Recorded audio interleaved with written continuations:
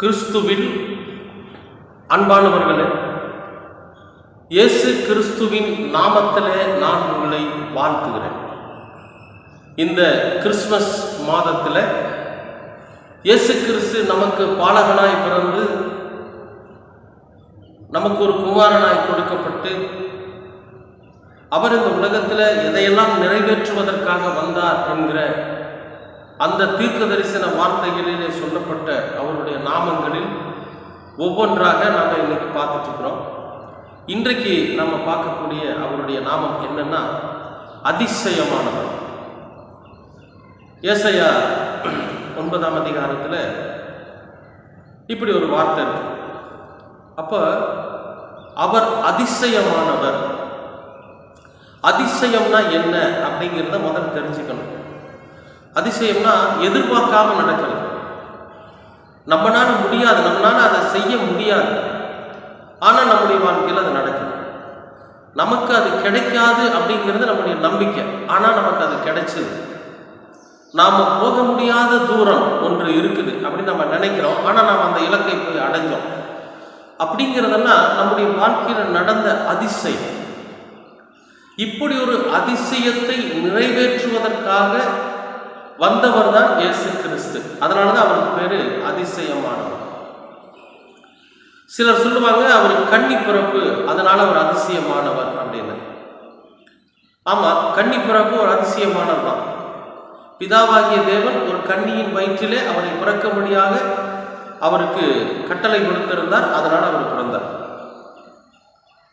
அப்படி ஒரு அதிசயமான பிறவியாகத்தான் அவர் இந்த உலகத்தில் பிறந்தார். இன்னொன்று என்னன்னா, எதுல அவர் அதிசயமானவர்னு நிரூபிச்சார் அப்படின்னா, இந்த உலகத்தில் அவருடைய பிறப்பு மட்டுமே அதிசயம் கிடையாது.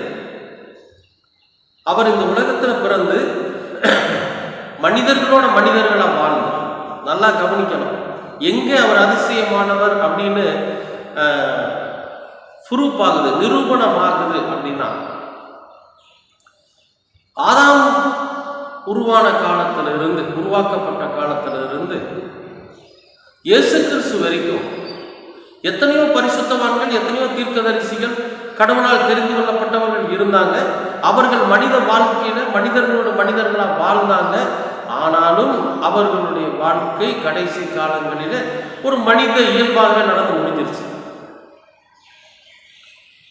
ஆனா இந்த இயேசு கிறிஸ்து என்கிறவர் எப்பொழுது அதிசயமானவர் ஆனார் அப்படின்னா, கன்னிப்பிறப்பாய் பிறந்த போது மாத்திரம் அல்ல, அவர் இந்த உலகத்தில் வாழ்ந்த 33.5 ஆண்டு காலமும் கரைதிரையற்றவராக வாழ்ந்து காட்டினார். பார்த்தீங்களா, அதுதான் அதிசயம். ஒரு மனிதன் இந்த உலகத்தில் எப்படி வாழணும், எந்த மாதிரி தன்னுடைய வாழ்க்கையை வாழ்வதற்கு அவன் அர்ப்பணிக்கணும் அப்படிங்கிற அந்த வாழ்வியல் தத்துவத்தை கற்றுக் கொடுத்தார். பார்த்தீங்களா, அதுதான் அதிசயம்.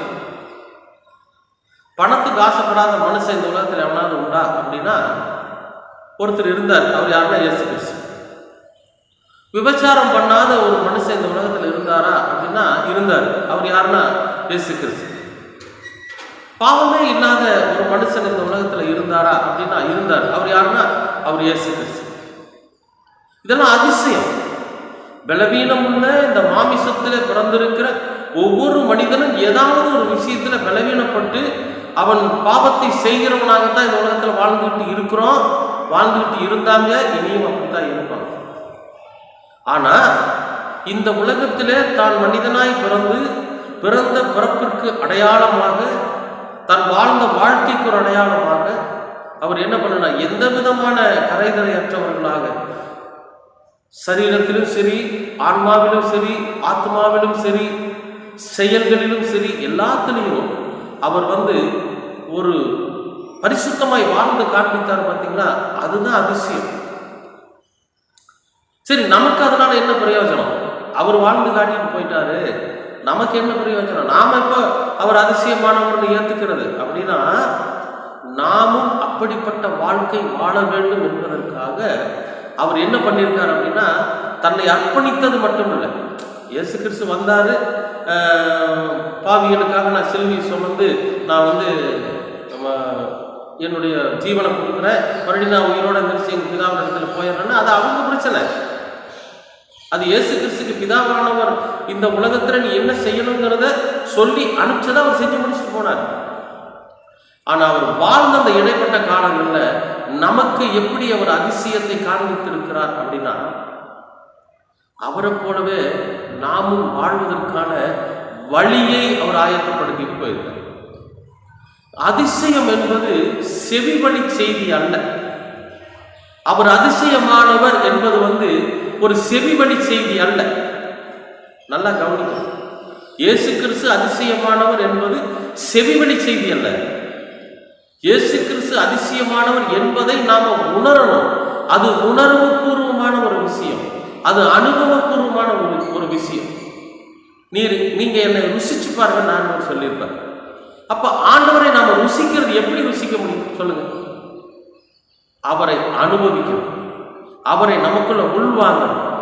அவரை போலவே நாமளும் இந்த உலகத்துல வாழ்வதற்கு அவர் நமக்கு கற்றுக் கொடுத்திருக்கிற எளிமையான விஷயங்களை பின்பற்றினாலே போதும். அப்ப நம்முடைய வாழ்க்கையிலும் அப்படிப்பட்ட அதிசயங்களை நாம அனுபவிக்க முடியும். அப்ப இதை யார் நமக்கு செஞ்சு கொடுத்தாங்க சொல்லுங்க? இதை யார் நமக்கு கற்றுக் கொடுத்தாங்க? இயேசு கிறிஸ்து நமக்கு கற்றுக் கொடுத்திருக்கிறார். நாம அவரை பின்பற்றி வாழ்றதுனால, அவரை போலவே இந்த உலகத்துல நம்ம வாழ்றதுனால நாம அதிசயமானவரை அனுபவிக்கிறவராக இருக்கிறோம்.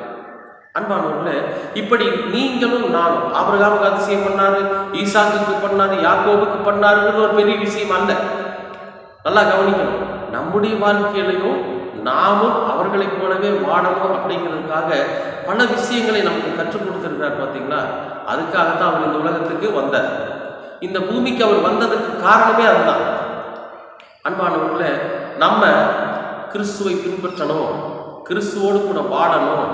அவர் செய்த அந்த அதிசயங்கள் அவர் செய்த அந்த அற்புதங்களும் அடையாளங்களும் நாமும் செய்யணும் தொடர்ந்து. அப்படின்னு அவர் விரும்புகிறார்.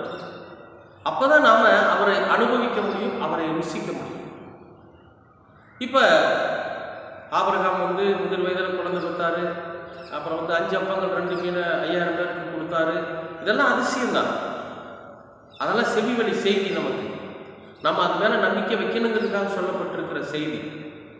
ஆனா நாம எப்ப அந்த இயேசு கிறிஸ்துவை அனுபவிக்க முடியும், இயேசு கிறிஸ்துவை நாம எப்ப உணர்வுபூர்வமாக உணர முடியும் அப்படின்னா, நம்முடைய வாழ்க்கையிலும் அப்படிப்பட்ட அதிசயங்களை நாம் உணர்கிற போது என்னன்னா, நம்மளால எது முடியாதோ அதை நமக்கு முடித்து காண்பிக்கிறவர் கர்த்தர். நம்ம ரொம்ப வருத்தத்தோடு இருப்போம், வேதனையோடு இருப்போம். அது நமக்கு கிடைக்கிறதுக்கு ரொம்ப நாள் ஆகும் அப்படின்னு நினச்சிட்டு இருப்போம். ஆனால் ஆண்டவரிடத்தில் நம்ம ஜெபம் பண்ணி அதுக்காக வேண்டுதல் பண்ணிட்டு இருக்கிறப்ப நம்ம எதிர்பார்த்த விதமாக நமக்கு அது கிடைக்கிறது. பார்த்தீங்களா? அதுதான் நம்முடைய வாழ்க்கையில் நடக்கிற அதிசயம்.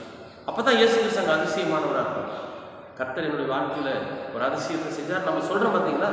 அந்த அனுபவம் தான் இயேசு கிறிஸ்துவை நமக்கு அதிசயமானவராக காண்பிக்கும். அன்பானவர்களே, அப்படிப்பட்ட அனுபவபூர்வமான வாழ்க்கை வாழணும் நாம் எல்லாரும். அப்படிங்கிறதுக்காக தான் கர்த்தர் இந்த பூமிக்கு வந்தார். அதனால தான் அவர் ஒவ்வொருவருடைய வாழ்க்கையிலும், தனிப்பட்ட மனிதனுடைய வாழ்க்கையிலும் இந்த அதிசயத்தை உணர வேண்டும் என்பதற்காக அவர் இந்த உலகத்தில் வாழ்ந்து காண்பித்திருக்கிற அந்த வாழ்க்கையின் தத்துவத்தை பின்பற்றி நாம் வாழணும் அப்படின்னு நாம் என்றைக்கு முடிவெடுத்து நம்ம அந்த வாழ்க்கையை வாழ துவங்குகிறோமோ அன்றைக்கு அந்த அதிசயமானவர் நம்முடைய இருதயத்தில் பிறப்பார், நம்முடைய குடும்பத்தில் பிறப்பார், நம்முடைய வாழ்க்கையிலே பிறப்பார். நாம் அவரை அனுபவிக்கிறவராக இருக்க முடியும். அன்பானவர்களே, அதிசயம் என்பது செவிவழி செய்தி அல்ல. அதிசயமானவர் என்பவர் செவிவழி செய்தியாக நாம் கேட்கப்படுகிறவர் அல்ல. நாம் உணர்வுபூர்வமாக, அனுபவபூர்வமாக அவரை அனுபவிக்கக்கூடியவர், அவரை உணரக்கூடியவர். நமக்குள்ளே உணர்வுகளாய், அனுபவங்களாய், அன்பாய், நம்மை வழிநடத்துகிற பரிசுத்தமாய் நமக்குள்ளே வாழ்கிறவர் தான் அந்த அதிசயமானவர். நிச்சயமாகவே அப்படி ஒரு அனுபவத்தை நீங்கள் பெறுவீர்கள். கர்த்தர் உங்களை ஆசீர்வதிப்பார். அன்பின் பரலோக பிதாவே, அருமையான நல்ல இந்த நாளுக்காக நன்றி. கர்த்தர் அதிசயமானவர் என்பதை நாங்கள் உணர்வுபூர்வமாக, அனுபவபூர்வமாக அனுபவித்து இயேசு கிறிஸ்துவை எங்களுக்குள் உள்வாங்கி நாங்கள் ஒவ்வொரு நிமிடமும், ஒவ்வொரு வினாடியும் இயேசு கிறிஸ்துவோடு கூடவே அந்த அதிசயமான வாழ்க்கையை வாழ்ந்து கொண்டிருக்க நீங்கள் கிருபை பாராட்டு. ஒவ்வொரு நாளும் அவர் எங்களை அதிசயமாய் வழிநடத்துகிறதற்காக நாங்களும் அவரை அதிசயமானவர் என்று உணர்ந்து கொள்ள நீங்கள் கிருபை பாராட்டுங்கள்.